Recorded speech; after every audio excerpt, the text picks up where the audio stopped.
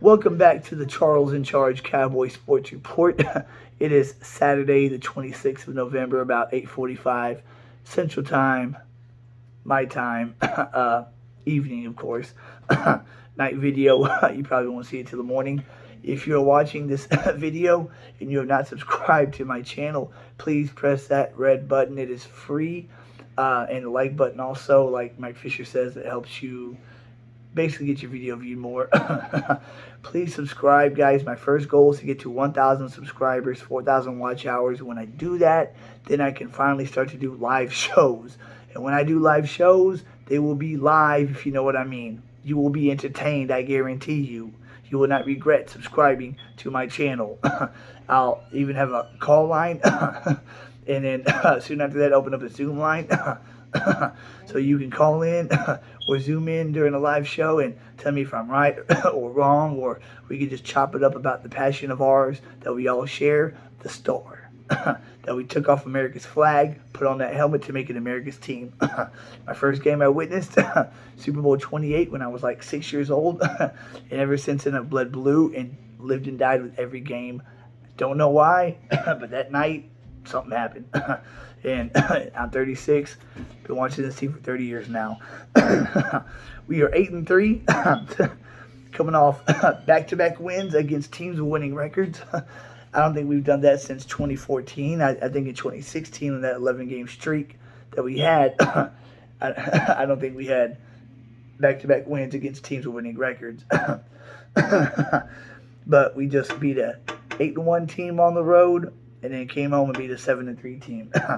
I know the Giants were maligned with injuries. I don't want to hear that, because week 3, when we went up to their house, they were completely healthy, and we were maligned with injuries. Had the backup quarterback in there, of all things.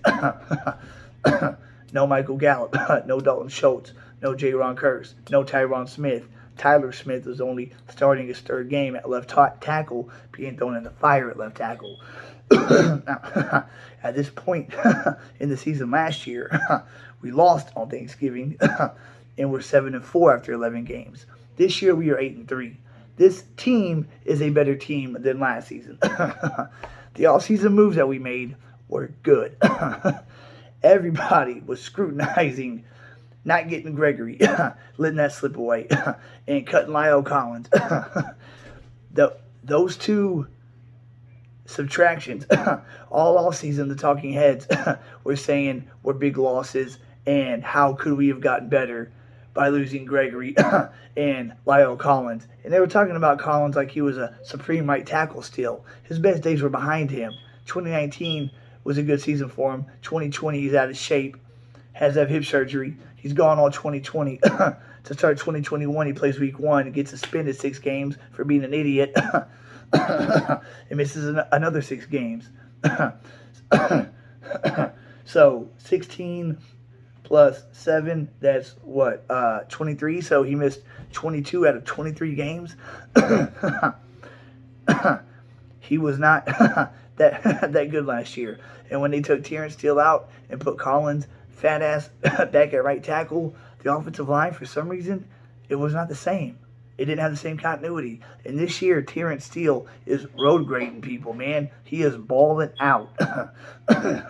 We got a right tackle and left tackle of the future. And if Biadasz continues to play the way he's playing, because he's playing a lot better than his first 2 years combined now, then we could possibly have a center of the future. He's no Travis Frederick. He's no Mark Stepnoski. But he's playing good. And that's what we want.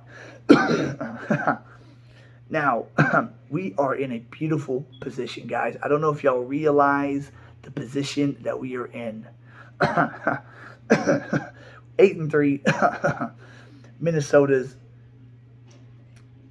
9-2.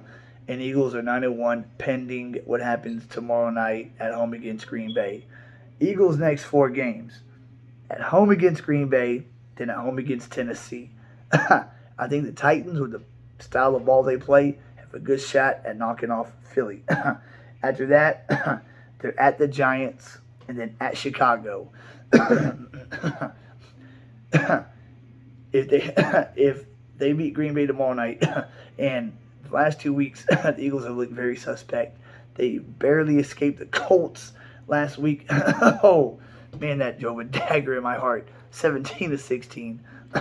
If the Colts could have just put the ball in the end zone when they're at the 5-yard line, first and goal, it would have been a 10-point game instead of a 6-point game. Game would have been over.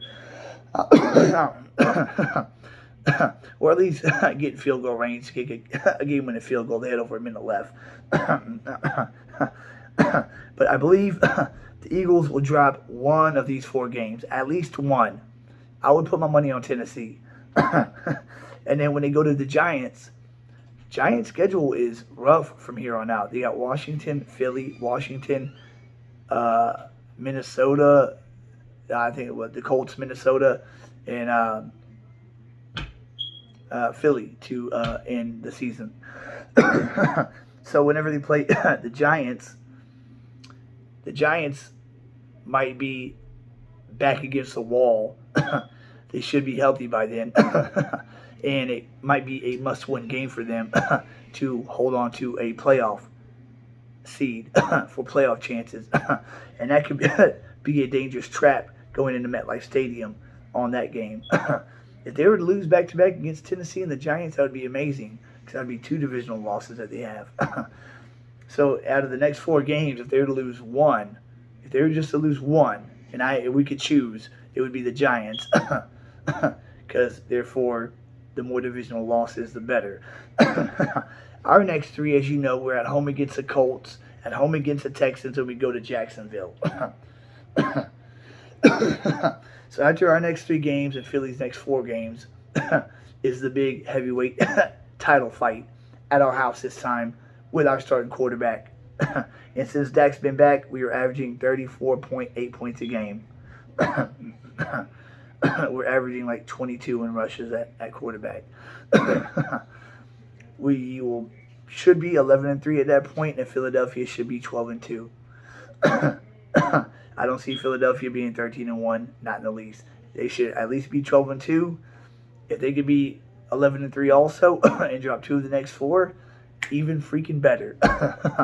And all we gotta do is handle business at home and beat them, and therefore we will be number 1 in the East. We will have split games, but we will have a better divisional record.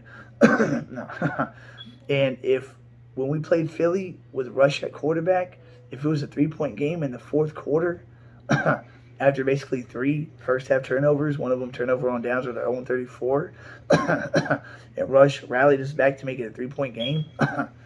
Now that we're healthy, and we should be healthy going into the Eagles game, we should have Ty Smith back at left tackle going into the Eagles game with Tyler Smith at left guard, who has just freakish strength, and that's what you really like from a guard. So Tyler Smith and Zach Martin at guard. They could put Fletcher Cox, Hargrave, Jordan Davis, and then Ndamukong Suh and the other fool in the middle. And I'm pretty confident of our chances of pushing them backwards. Especially with a Ty Smith with fresh legs, who hasn't been worn down with the season, and Terrence Steele at right tackle, who just pushes his man 10 yards down the field and run plays. I think when Ty Smith comes back, our running game will be unstoppable. I really do. And then if you want to stack the box and play one-on-one with Lamb and Gallup and company, go ahead. We have reinforcements coming. We haven't even seen our peak. Ty Smith will come back. The clock on James Washington should start any day now. And he'll be a better number 3 receiver than Noah Brown. James Washington will be a good number 3. And Odell Beckham Jr. is going to go see the Giants first. And they're going to go see Buffalo. And then December 5th, coming to see us.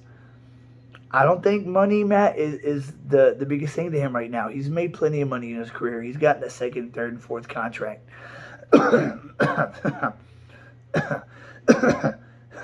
Like Skip said, he was born to play with that star on his helmet. If you want to end your career, last 3 seasons, he thinks he got a good 3 years left. Why not end it on the biggest stage in the league with a team that's primed to make a run? And you OBJ can be that catalyst.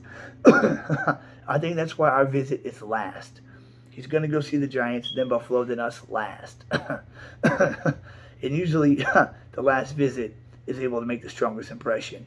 And you know Jerry's got that mouthpiece. And I don't want Stephen Jones in that room. I want it to be Jerry and OBJ. Because Stephen Jones don't know his ass from his elbow when it comes to signing players.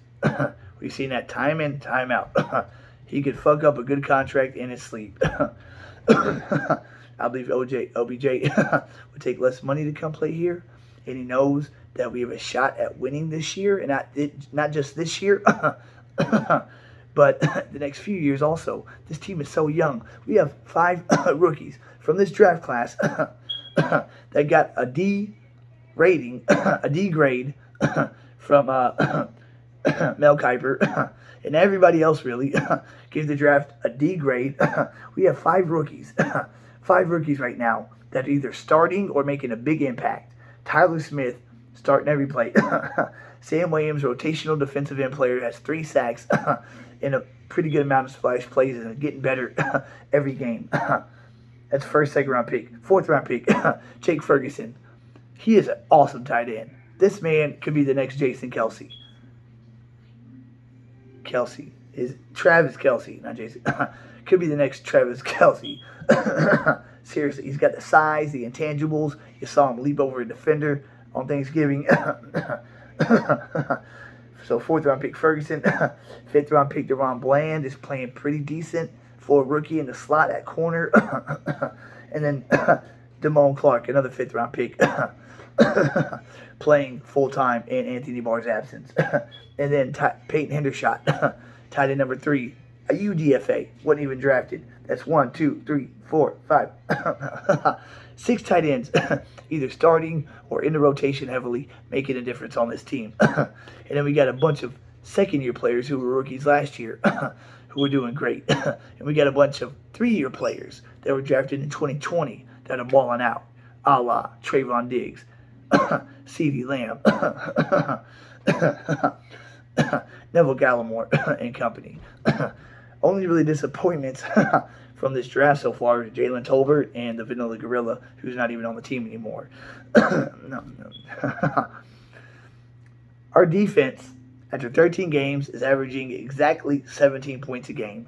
We are number 1 in points allowed going into the Giants game. We've allowed 187 points total.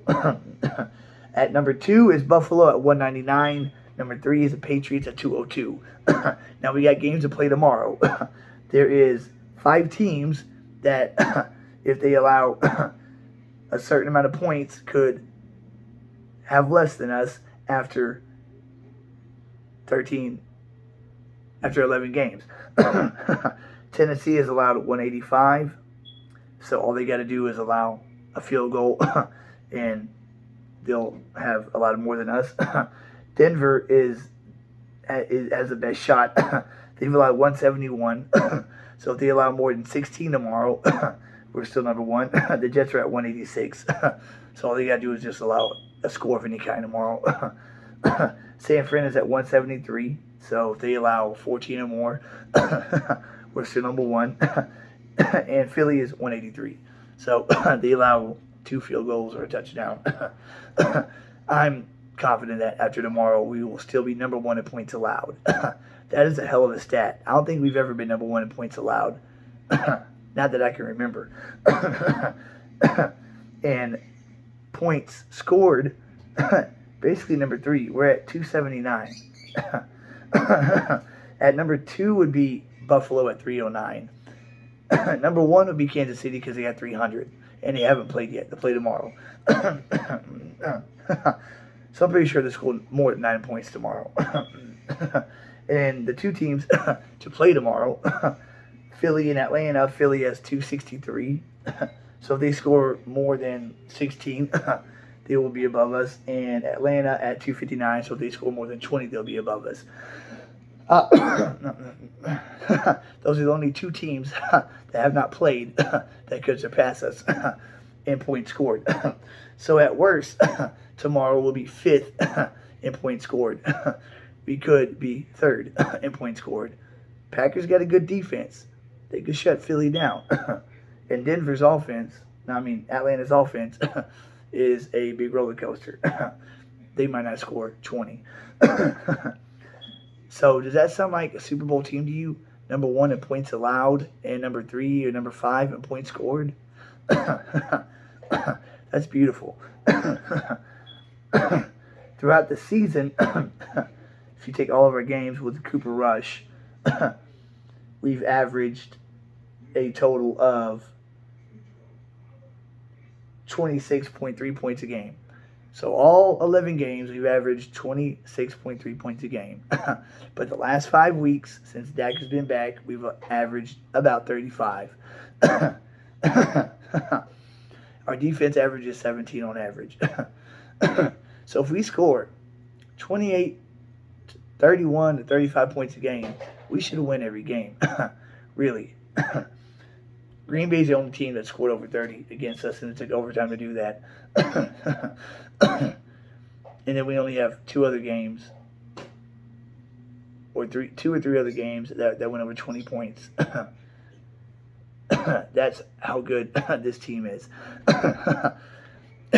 These next 3 games should be practice. I know the Colts come to play, and they have a run game. Quentin Nelson, and Kelly at center and the right tackle, but their left tackle and right guard are really weak.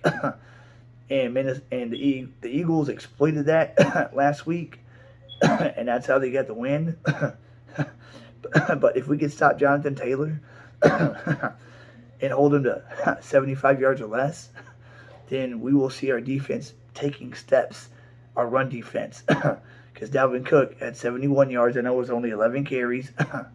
But still, we only allowed 71 yards rushing against him. Saquon only had 39. The other boy had 31. We didn't allow a run of 15 yards or more against the Giants. So we should dominate the Colts, Texans, and Jaguars. They should really be good practice games for us. And whenever we get a nice lead, maybe try out some new stuff. And if we have a game like we did against Minnesota and we're up and it's over in the third quarter, I want to see Kevontae Turpin at wide receiver, getting reps at wide receiver with Dak at quarterback or rush.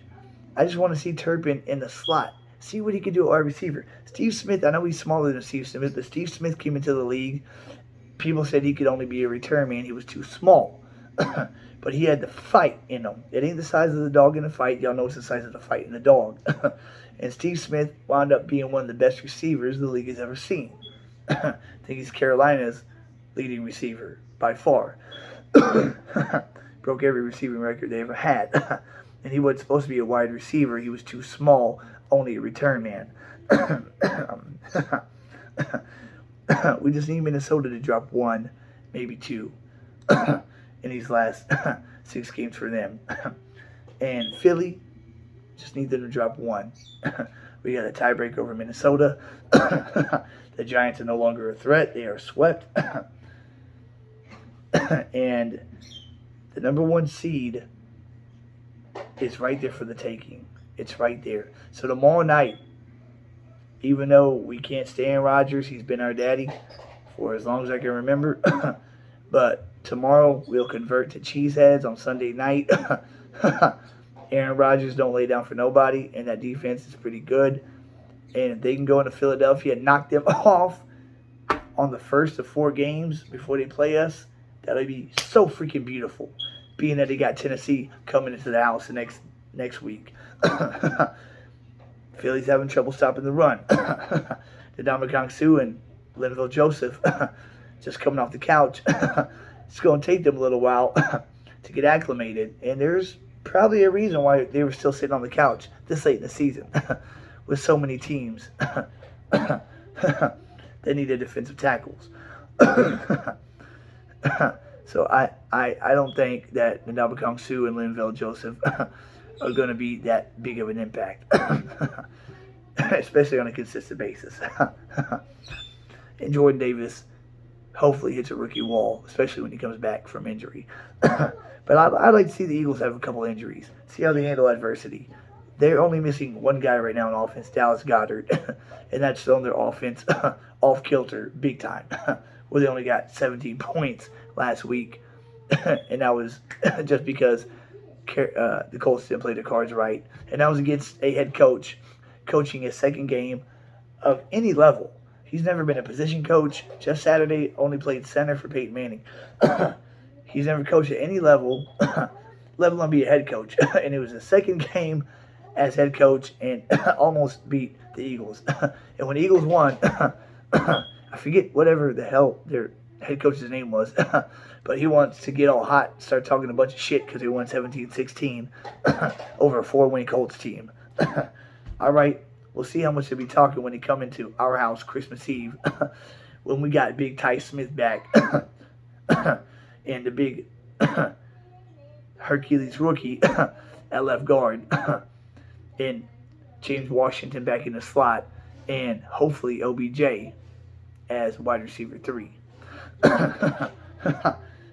Just imagine that. CeeDee Lamb, Michael Gallup, and OBJ as your top 3 receivers. And the receiver 4 and 5, James Washington, Noah Brown. So if you want to go in a 5-receiver set, that's CeeDee Lamb, Michael Gallup, OBJ, James Washington, Noah Brown. And then we got a great 3 tight end set with Dalton Schultz, Jake Ferguson, and Hendershot. Ferguson and Hendershot, they're playing like veterans. They can block super well, they can catch super well, and they are athletic. And we got a great 1-2 punch. We have the best 1-2 punch running back combo in the NFL. Better than Nick and Chubb. I'm hunting Chubb. And better than Ingram and Kamara were for the Saints. This video's hit 22 minutes. This is just kind of State of the Union. Just go over some quick stats real quick. I'm going to let y'all go.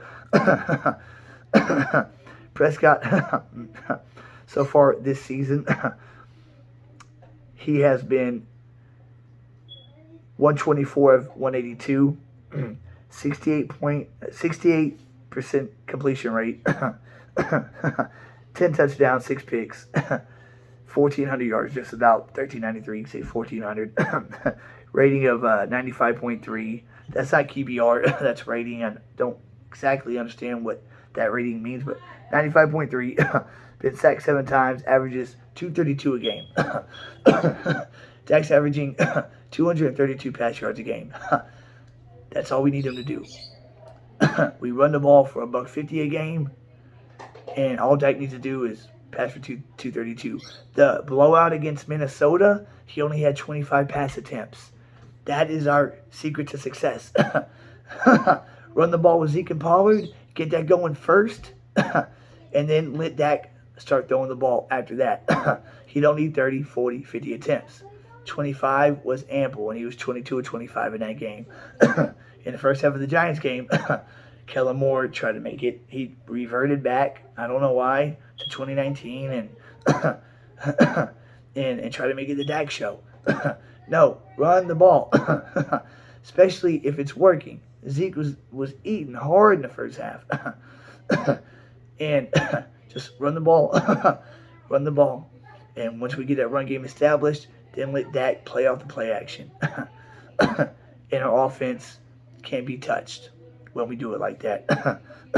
And Cooper rushed 5 games. He was 94 of 161, 58% completion rate, 1,050 yards, 150 yards per game, and 5 touchdowns, 3 picks, sacked 7 times, rating of 80.5.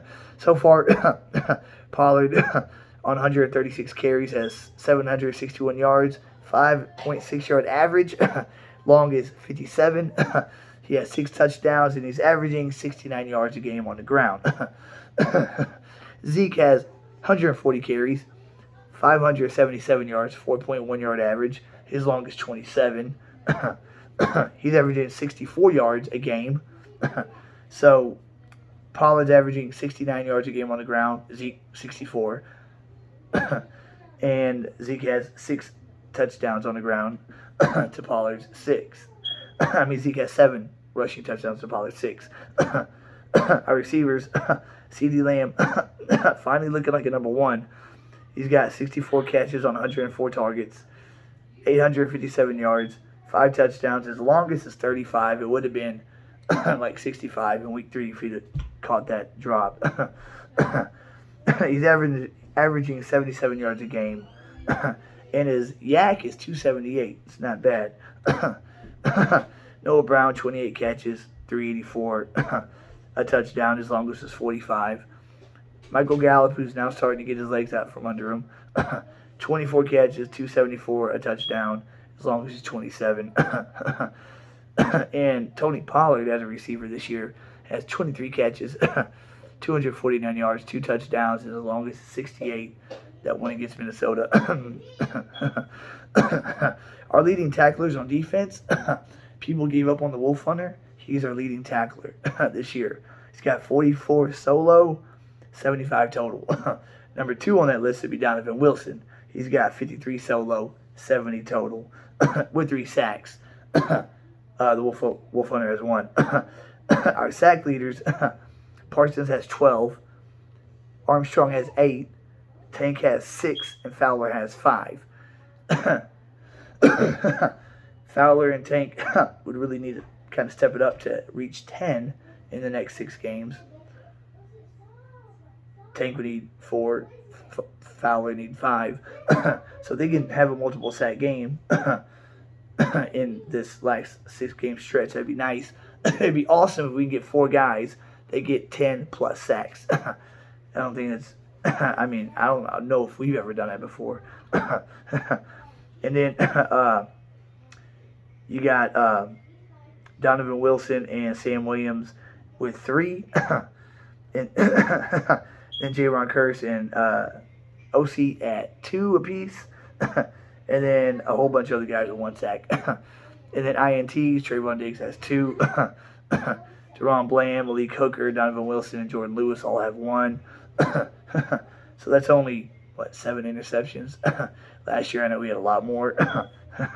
Forced fumbles. The leaders, Parsons has forced 2. Tank is forced. Parsons forced 3. Tank is forced 2.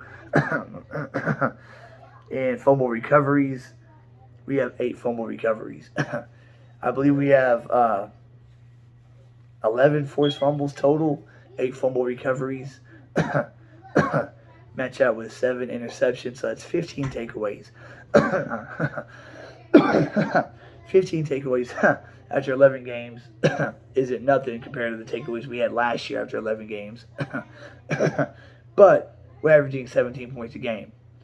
A hell of a lot better than last year. I'd rather allow less points than get more takeaways any day. And before the season starts, I know I'm going on. I'm trying to cut this short here now. But before the season started, I said we would not have as many takeaways, but we would be a better defense, allow yet less yards and less points. And points is what matters. A team can rack up 800 yards. It don't matter if they don't get that many points on the board. That's a fact. They can stall out in the red zone every time and kick 8 field goals, 9, 10 field goals. It's all about points. And right now, we're not allowing much and we're scoring a lot. We fix our penalty problem. That is the biggest thing. And don't let Dak try to make it a passing offense. And we are Super Bowl bound. And OBJ, time to come home, brother. Time to come home. I know when you meet Jerry and y'all talk, Jerry's going to do what he did with Prime and get you on, baby. You're going to be the catalyst. The catalyst to make our Super Bowl run. Because with OBJ on this team, our offense, and with Ty Smith coming back and OBJ and James Washington, our offense will be, I think, the best and most well-balanced in the league, better than Kansas City, Buffalo, Philly, Minnesota, San Fran, whoever you want to say. Our ceiling is the sky this year. We are better than we were last year. We have a better shot this year. DC Nation, get excited. We got something to get excited about, and we should be able to add a 6-1 to this collection this season. that'll be it for this episode, guys. 30-minute video. I think it's the longest I've ever done so far. Please, if you watch the whole thing, I do appreciate it. That means a lot to me. Please subscribe, like, and share. Every subscriber counts. I will give you a personal thank you if I can, if I'm able to do that. If I can scroll down and see that you subscribed. And please comment, comment on this video and tell me your opinion of your State of the Union after 11 games. Because this is basically what this is, my State of the Union address. So please enjoy the games tomorrow, guys. Enjoy your Sunday. Please subscribe, like, and share. Keep God first and foremost. He is everything. After that, everything comes second, even this. God is the way. And the Cowboys are God's gift to us. That's the way I like to look at it. So I'll catch y'all guys on the flip side. Enjoy tomorrow's games. Root for an Eagles loss.